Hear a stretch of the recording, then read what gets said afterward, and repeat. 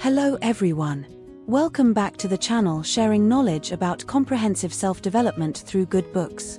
Today, I want to share with you the content called Discover and Overcome the Manipulation That Secretly Controls You through the groundbreaking book of famous psychotherapist Dr. Robin Stern, with the Vietnamese translation of The Gaslight Effect.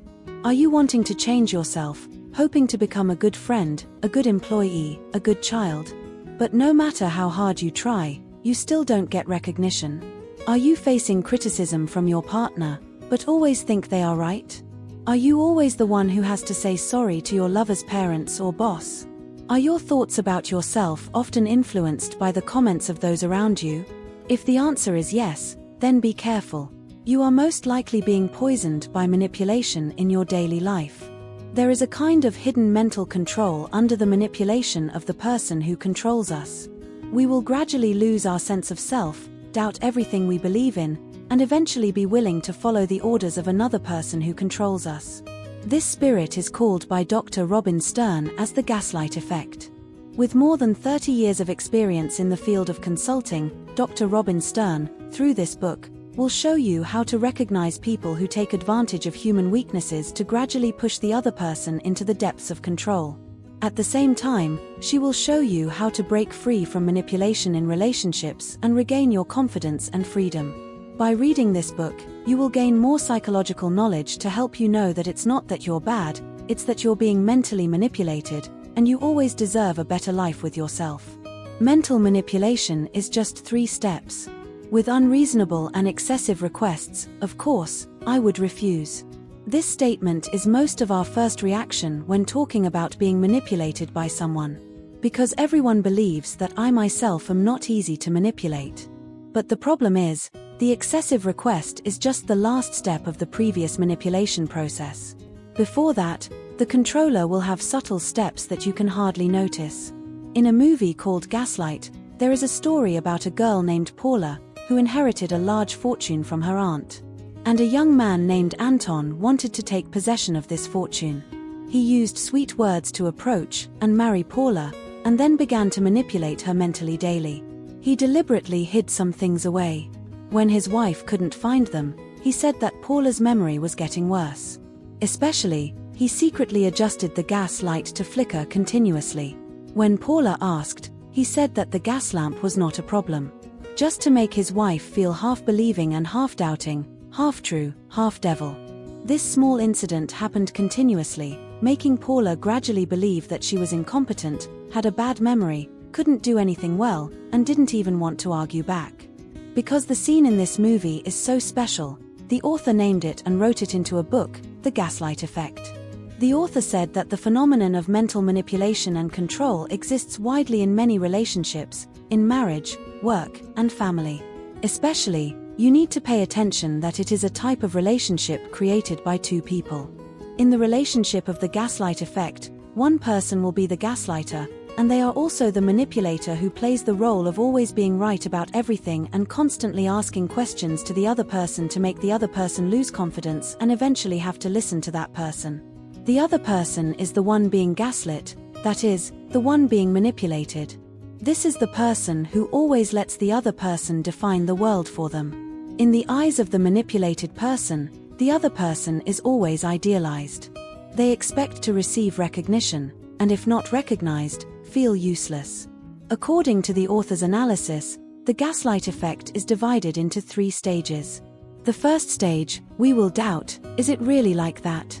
The manipulator at this stage will say nonsensical things that upset your thinking. At first, you find these things funny, however, after they are repeated many times, you start to doubt them, is it really like that? For example, in Paula's case, when the husband knew Paula was no longer a virgin, he said like this, I think for a girl, to say all the next times will be meaningless. Why is my fate so bad? I can't even have a perfect girl. You don't cherish your body, you don't protect and cherish it. At this time, Paula thought that these thoughts were strange. She argued with him and stressed, the best of me is my future. You will see at this point, Paula was still very confident about her point of view, she was also defending herself from being controlled. But her doubt is a seed sown in her mind. And if this seed starts to grow, it will move into the second stage. The second stage is defense. I am not that person. In the face of skepticism, the first reaction of most people is to justify themselves, to prove that the manipulator was wrong. This way of handling things is according to the usual rules. Hearing it, there is nothing wrong, but there is a saying that the opposite of love is not hate, but indifference. If the other person's words don't affect you, you can completely ignore them and do things your own way. But when you start trying to convince the other person, it proves that their words have affected you. You can't accept that person not acknowledging you, rejecting you. At this point, you have fallen into the clutches of manipulation.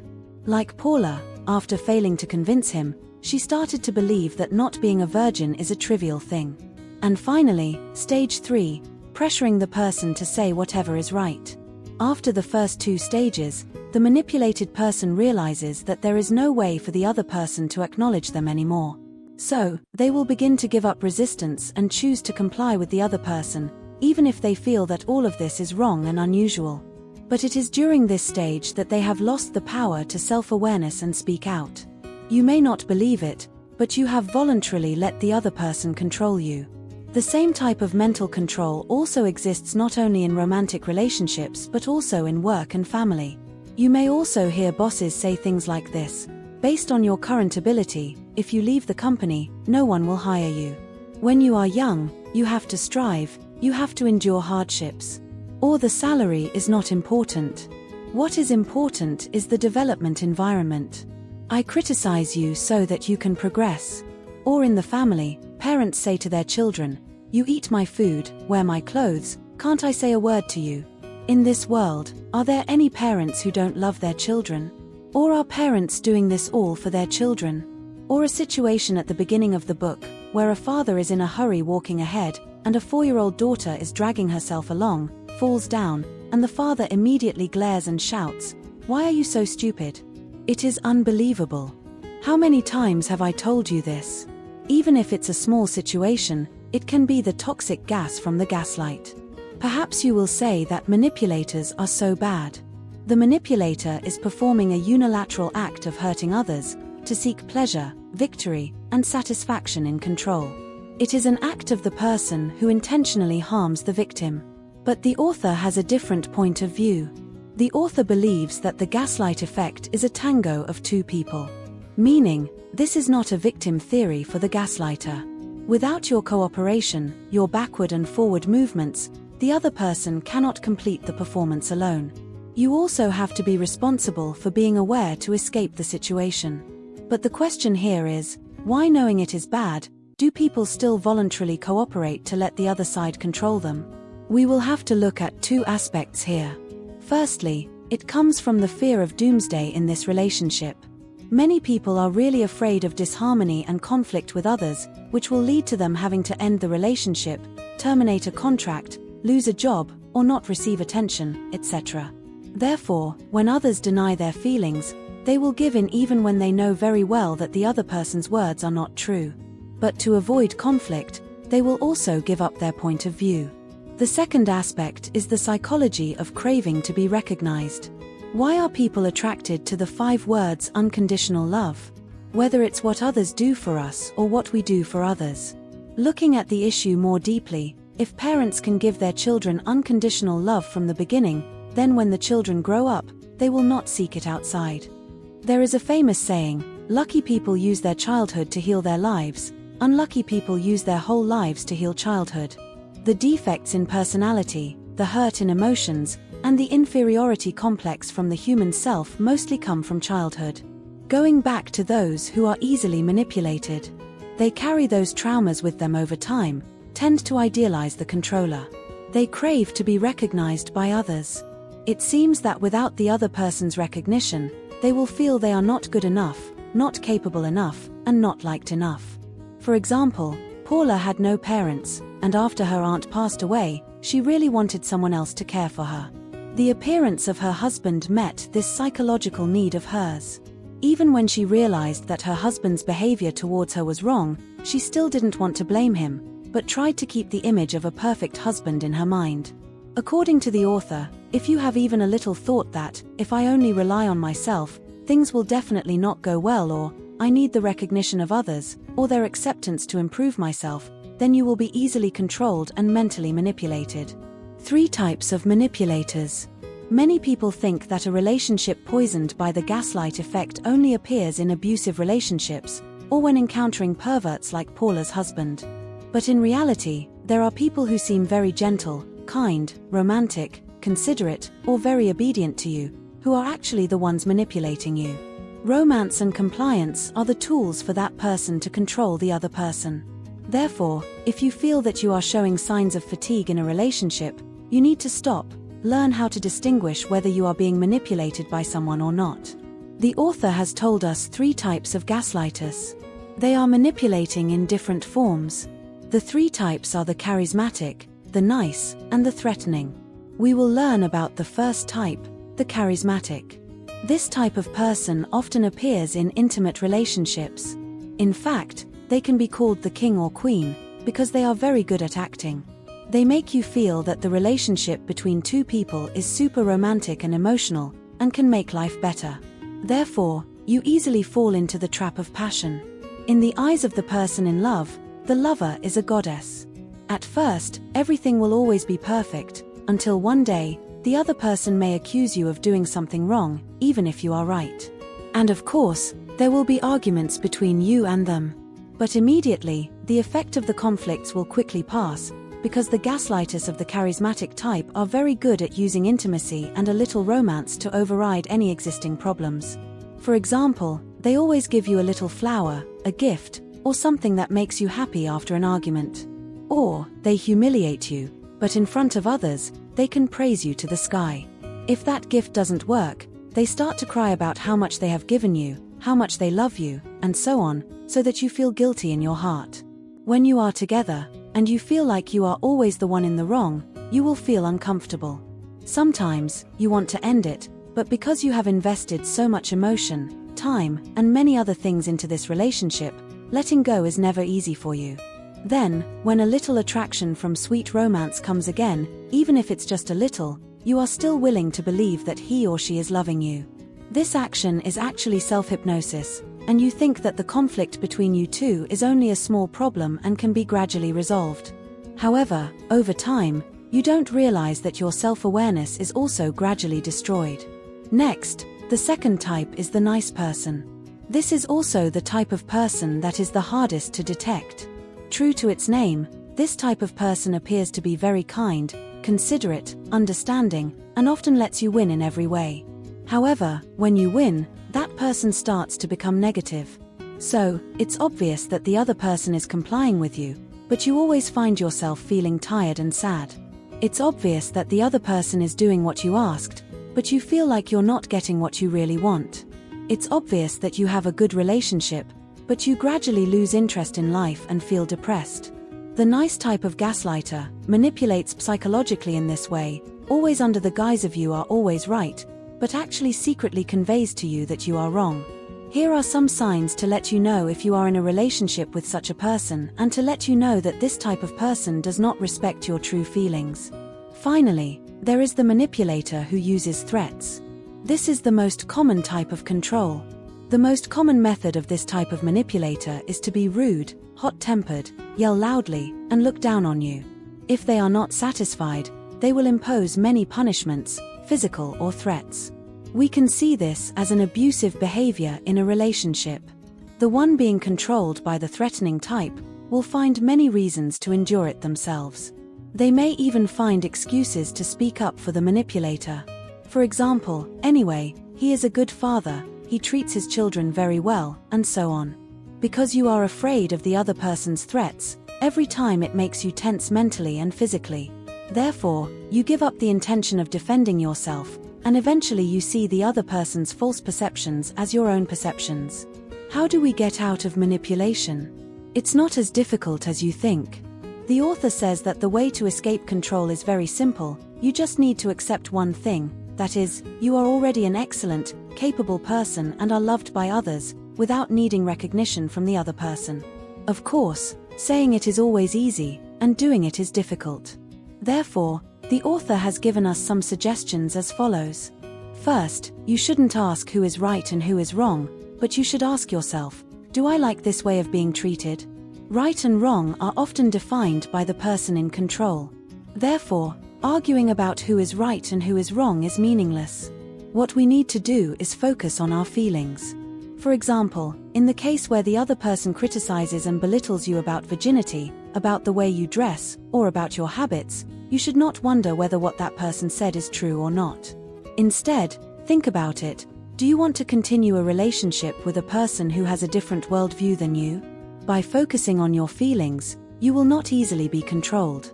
The second thing is to give up the obsession to become a good person. Just trying is enough. Most people have an obsession that, I need to be a good person in the eyes of others. If others say your behavior is not right, you will worry a lot and not accept it.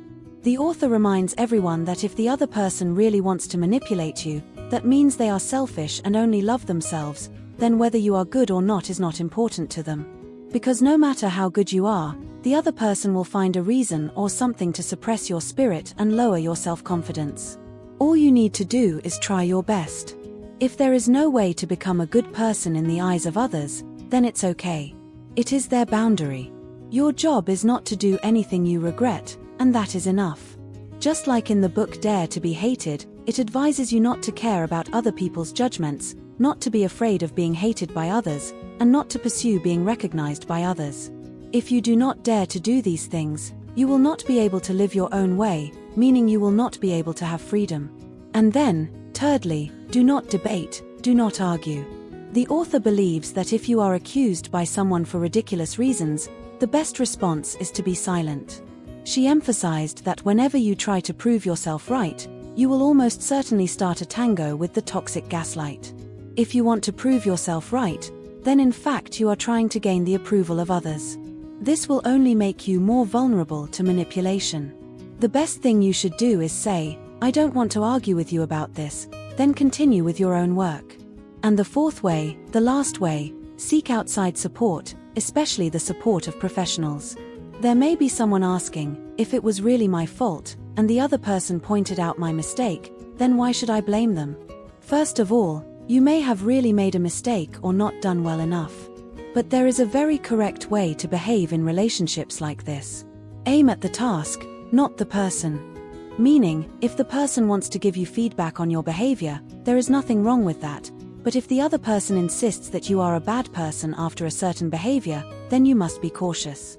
The common refrain of manipulators is, you are wrong and I am right. Of course, you may be wrong, but that doesn't mean the other person is right. Even if you are not confident in yourself, you should not completely trust the opinions of others, but seek help from friends, relatives, people you trust, and people who can provide professional counseling, so they can help you assess the situation. Being open to many different sources of information can help you avoid falling into the gaslight effect. Who do you let into your world? In the movie Alice in Wonderland, when Alice came to a crossroads, not knowing where to go, she asked the cat next to her. The cat smiled mysteriously and said, because you don't know where you want to go, then it doesn't matter which way you go. I always feel that this is truly a metaphor for life. If you can't be firm in your direction, you will fall into confusion, and then you can only be led by others. Letting others define your feelings is always unreliable. In order to escape the gaslight, ultimately you have to trust in yourself.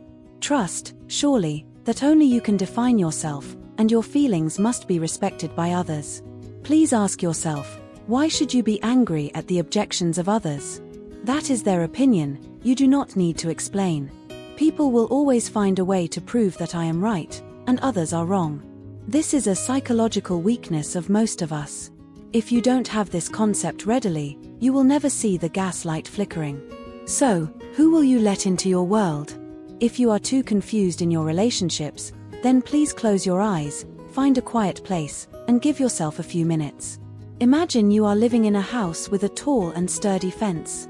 This is your place, and only you can decide the coming and going of the guests. Feel this power within you. You have full control over who comes and who goes. If someone comes with kindness and respect for your feelings, that person is allowed in the door. As well as, if they challenge your perception of reality, they will have to leave. Then, if you want, take a few minutes to write down what you have learned from the above experience. Remember that you can use this fenced house as a shelter, and it will be there to help you whenever you need it. Do this exercise often to connect you with your true heart. Today's book content video ends here. Thank you for listening. If you find this video useful, please share it with those who need it. Don't forget to give me a like, press the subscribe button, turn on the notification bell to watch my latest weekly videos. Once again, thank you, and see you in the next videos. And don't forget to subscribe to the channel so you don't miss out on the next exciting videos.